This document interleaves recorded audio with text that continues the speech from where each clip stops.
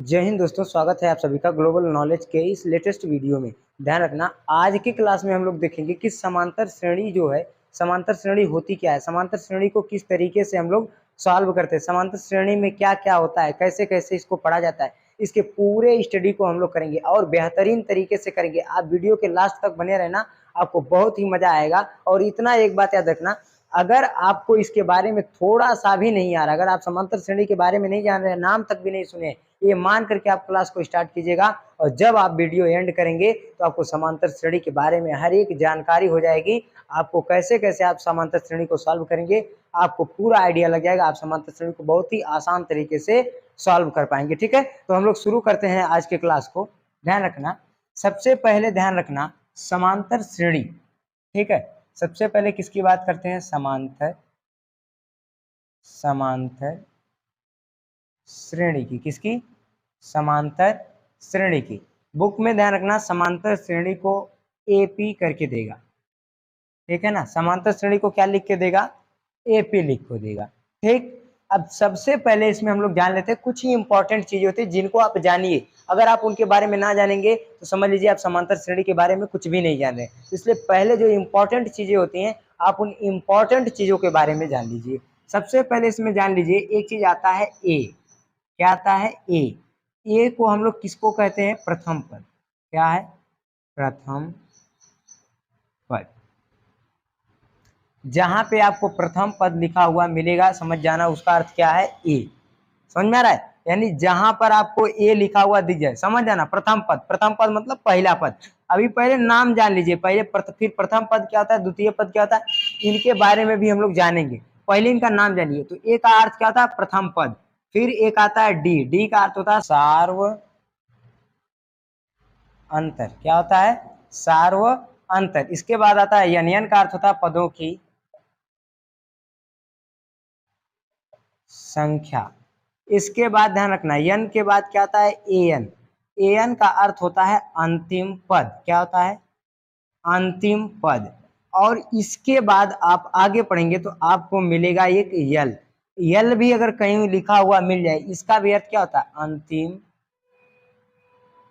अंतिम पद। और आपको एक चीज और मिलेगी, यस्यन। यस्यन का भी अर्थ क्या होता है? यन पदों का योग, यानी पदों का योग। यन पदों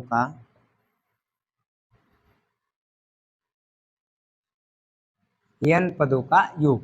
इतनी जो चीजें हैं आप याद रखिए। इतनी चीजें अगर आप याद रख लिए तो इसके बाद समांतर श्रेणी आपके लिए बहुत ही क्या हो जाएगी? इजी हो जाएगी, यानी आसान हो जाएगी। ध्यान रखना, सबसे पहले ए लिखा हुआ मिलेगा तो प्रथम पद। आपको जहां पर ए लिखा हुआ मिला प्रथम पद, डी लिखा हुआ सार्व अंतर, यन का अर्थ पदों की संख्या, ए एन अंतिम पद, यल का भी अर्थ होता है अंतिम पद, यस यन का अर्थ क्या होता है? यन पदों का योग। कोई दिक्कत नहीं है ना। अब हम लोग देख लेते कि प्रथम पद क्या होता है, द्वितीय पद क्या होता है, तृतीय पद क्या होता है, इनको समझ लेते हैं। जैसे आपको कोई एक श्रेणी लिखी हुई दिखाई दी, जैसे मान लो 2 4 6 8 10 डॉट डॉट डॉट 20 दे दी। ठीक है, अब इसमें अगर हम बात करें प्रथम पद कौन है, द्वितीय पद कौन है, समझ में आ रहा है कि नहीं? तो देखो, जो सबसे पहले लिखा है उसका नाम क्या होता है? प्रथम पद।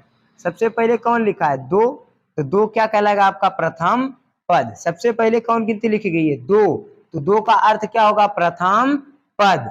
ध्यान रखना, द्वितीय पद दूसरके पे है। दूसरके पे क्या होता है? 4। दूसरके पे क्या दिया है? दूसरके पे 4 दिया है, तो 4 क्या है? द्वितीय पद। इस तीसरके पे है तो इसका नाम तृतीय पद। चौथे पे है तो इसका नाम चतुर्थ पद। पांचवे पे है तो इसका नाम पांचवा पद। समझ में आ रहा है कि नहीं? इस तरीके से एपी में पहला पद, दूसरा पद, तीसरा पद, चौथा पद, पांचवा पद, और लास्ट में जो 20 दिया है, 20 कौन से स्थान पे आया हमें पता नहीं है। तो 20 किस स्थान पे आया ये हमें नहीं पता, इसको क्या मानते हैं? अंतिम पद। अंतिम पद के स्थान पे कौन आया है? 20, तो 20 को क्या कहते हैं? अंतिम पद। समझ में आ रहा है? सबसे पहले वाले को प्रथम, दूसरके वाले को द्वितीय पद, तीसरके वाले को तीसरा पद, चौथे को चौथा पद, पांचवें को पांचवा पद, और जो लास्ट में आता है उसको क्या बोलते हैं? अंतिम पद। अंतिम पद का अर्थ क्या होता है? एन या यल। इतना याद रखना। तो समांतर श्रेणी में आप समझ में आ रहा है पहला पद किसे बोलते हैं, दूसरा पद, तीसरा पद, चौथा पद? कोई दिक्कत। अब हम बात करते हैं बेसिकली इसमें यन क्या होता है। अब जैसे आपके सामने हम एक श्रेणी लिख रहे हैं और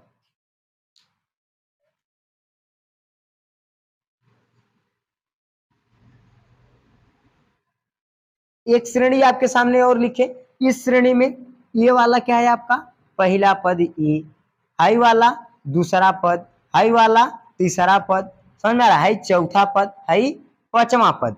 पांचवा पद सबसे लास्ट में है, इसको क्या बोलेंगे एन, इसको क्या बोलेंगे ए। और गिनो कै पद है इसमें भाई, 1 2 3 4 5 पद कै हैं 5, तो यन का अर्थ कितना होगा, यन बराबर 5। गिन लेंगे, जय पद रहेंगे वही उतने पद कहलाएगा।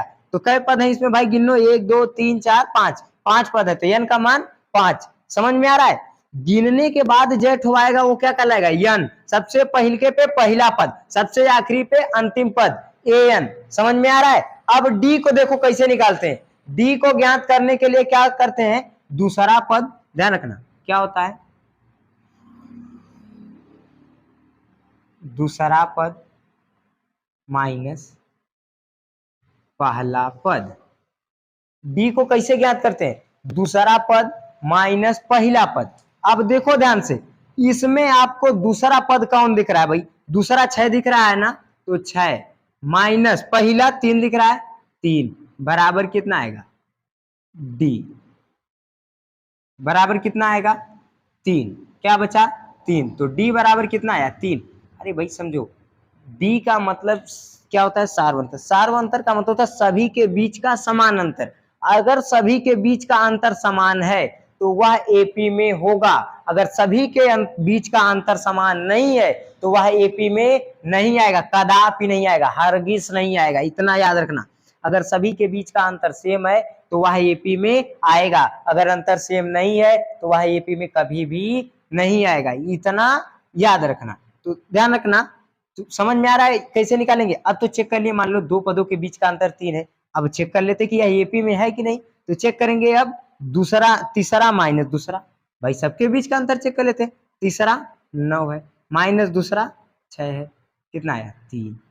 लग रहा है कुछ कुछ एपी में, आई देखो चौथा माइनस तीसरा बराबर कितना आएगा 3। तो कहने का अर्थ क्या है, देखो सबके बीच का अंतर क्या आ रहा है, सेम आ रहा है, मतलब यह एपी में है। अगर एपी में रहेगा तो सभी के बीच का अंतर सेम आएगा, अगर सभी के बीच का अंतर सेम आया तो एपी में है, अगर सभी के बीच का अंतर सेम नहीं है तो यह एपी में नहीं है। मतलब इतना याद रखना कि अगर यह समांतर श्रेणी है तो सभी के बीच का अंतर समान रहेगा, अगर सभी के बीच का अंतर समान नहीं है तो यह समांतर श्रेणी नहीं है। अब अगर जैसे हमें देखना है तो देख लेते हैं। अब जैसे हम देख लेते हैं कि एक श्रेणी आपके सामने 1 3 7 8 12 28 दे दिया। अब अगर हमें चेक करना है कि यह एपी में है कि नहीं, तो कैसे चेक करेंगे भाई, दूसरा माइनस पहला, दूसर के पे 3, पहिल के पे 1 बराबर 2, ठीक। फिर तीसरा माइनस दूसरा, समझ में आ रहा है, तीसरा माइनस दूसरा मतलब तीसरा पद माइनस दूसरा पद, वही दूसरा पद माइनस पहला पद, यही कहना चाह रहे हैं। तो तीसरा पद 7, दूसरा पद 3, कितना आ रहा है 4 आ रहा है। चलो यहाँ पे चेक करते हैं, चौथा माइनस तीसरा, चौथा पद 8 है, तीसरा पद 7 है, कितना आएगा भाई 1। अब बताओ ये किस तरफ से एपी में आपको लग रहा है, ये एपी में लग ही नहीं रहा है। पहल का वाला 2 है, दूसर का वाला 4 है, हाई देख रहे हो 1 है, ये एपी में आपको लग रहा है, किसी तरफ से चांस आ रहा है कि एपी में होगा, होगा नहीं करेगा, किसी भी तरफ से नहीं होगा। समझ में आ रहा है। तो इस तरीके से हम पहले तो इसको पहचानेंगे कि एपी में है कि नहीं, और एपी में है तो क्यों है, तो इस तरीके से हम चेक कर सकते हैं। तो सबके बीच का अगर अंतर सेम आया तो समांतर श्रेणी है, यानी एपी में है, अगर अंतर सेम नहीं आया तो श्रेणी समांतर श्रेणी नहीं है, यह एपी में नहीं है, कोई दिक्कत नहीं है ना। अब हम लोग देख लेते हैं आगे जो है, इसके बारे में समझ लेते हैं।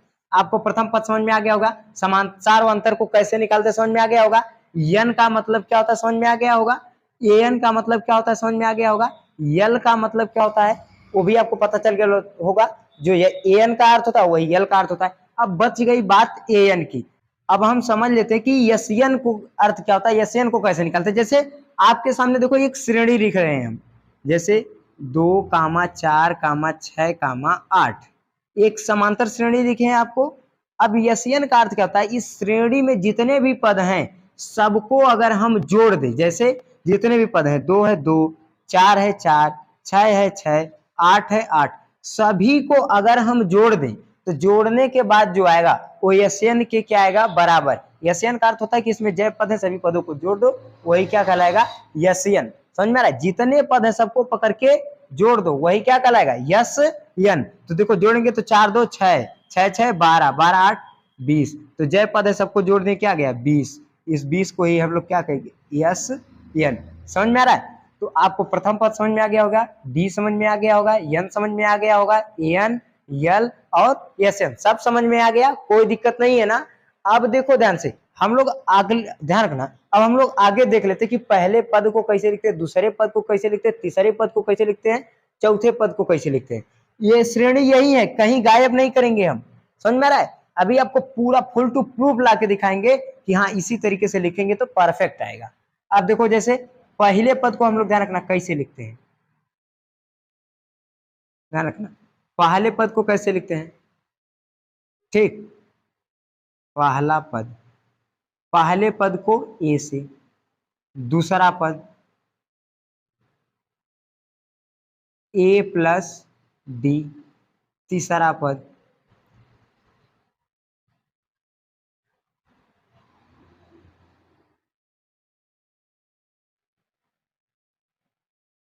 ए प्लस 2d, चौथा पद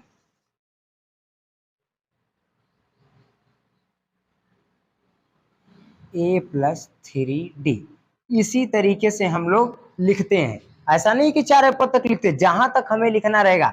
अगर हमें 10वां पद लिखना है तो 10वें पद को हम लोग कैसे लिखेंगे, 10वां पद कैसे लिखेंगे भाई, ए प्लस 9d। जिस पद को भी लिखना रहेगा उससे एक गिनती कम लगा के डी लिख देंगे बस। जैसे हमें 15वां पद लिखना है तो ए प्लस 14d, बात खत्म। समझ में आ रहा है। 25वां पद लिखना है ए प्लस 24d, बात खत्म। समझ में आ रहा है। तो इस तरीके से श्रेणी को हम लोग लिखेंगे। समझ में आ गया, कोई दिक्कत नहीं है ना। अभी फुल टू प्रूफ हम निकाल रहे हैं। देखो पहले पद को लिखे हैं तो क्या पहले पद का मान जितना है उतना आएगा, दूसरे के पद का जितना मान है उतना आएगा, तीसरे के पद का जितना मान है उतना आएगा, या चौथे पद का जितना मान है उतना आएगा। इसको फुल टू प्रूफ अब हम निकालेंगे। ठीक है, तो फुल टू प्रूफ अब हम लोग निकालने जा रहे हैं। अब यहाँ देखिए आप लोग, सबसे पहले प्रथम पद यानी ए का मान कितना दिया है, ए बराबर पहले पे 2 लिखा है तो प्रथम पद 2, डी बराबर भाई दूसरा पद माइनस पहला पद, दूसरे के पे 4 माइनस पहले के पे 2, तो घटा देंगे तो डी बराबर कितना आ जाएगा, 2 निकल के आ जाएगा। हमें डी का मान पता चल गया, ए का मान पता ही है। अब हम देखो कैसे निकालेंगे, ठीक है ना। तो देखो पहला पद, भाई पहले पद को क्या लिखते हैं, ए से, तो इसलिए ए का मान कितना दिया है, ए बराबर 2, पहला पद निकल गया। दूसरा का पद ए प्लस डी, तो दूसरे के पद को क्या लिखते हैं,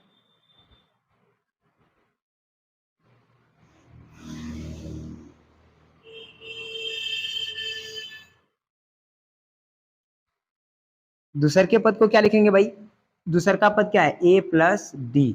ए का मान 2 है तो 2 प्लस डी का मान 2 निकला है 2 बराबर 4। तीसरा पद को हम लोग क्या लिखते हैं,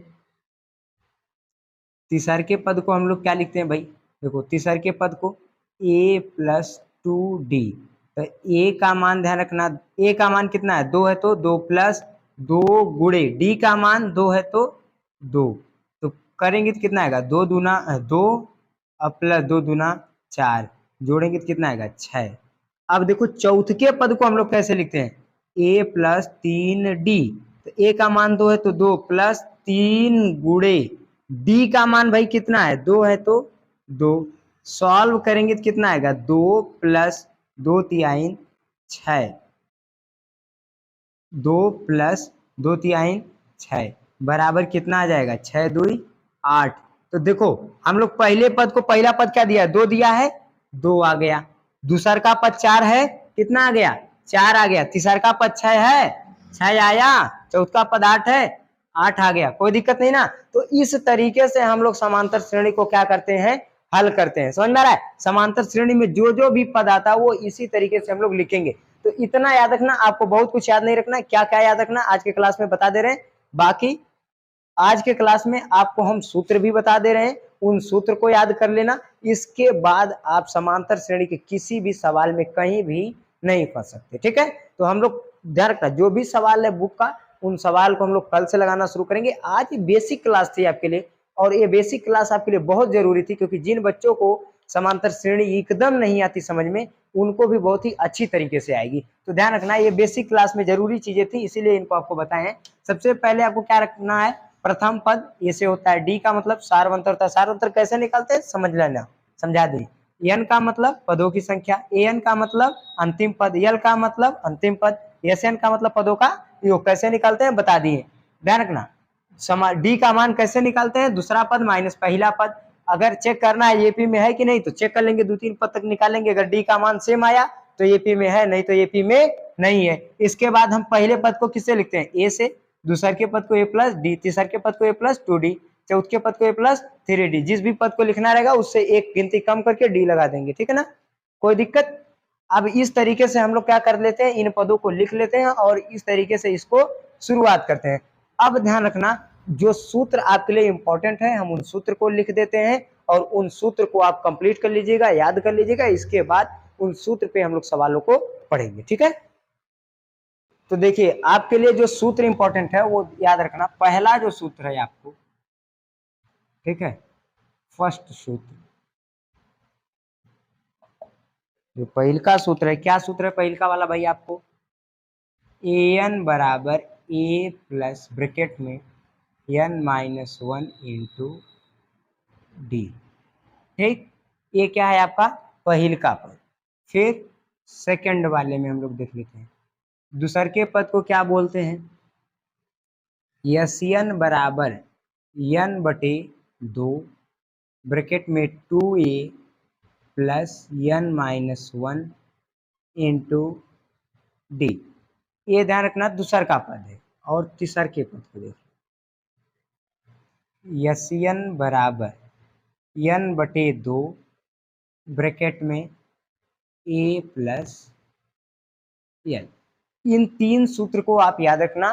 पूरा जो समांतर श्रेणी है आपकी इन्हीं 3 सूत्र के इर्द गिर्द चलेगी। इन्हीं 3 सूत्रों पे आपके पूरी समांतर श्रेणी का सवाल लगेगा। कोई दिक्कत नहीं है ना? तो आप बेहतरीन तरीके से पढ़ाई कीजिएगा, अच्छे तरीके से तैयारी कीजिएगा, कोई दिक्कत नहीं है ना? और बाकी आप इस प्लेटफॉर्म से जितना भी ज्यादा हो सके जुड़ने की कोशिश कीजिए, क्योंकि यहाँ पे आपको बहुत ही अच्छे तरीके से चीजों को समझाया जाएगा। याद रखना, उतना अच्छे तरीके से आप ऑफलाइन में नहीं समझ पाएंगे जितना अच्छे तरीके से हम आपको यहाँ पे समझा देंगे। ठीक है?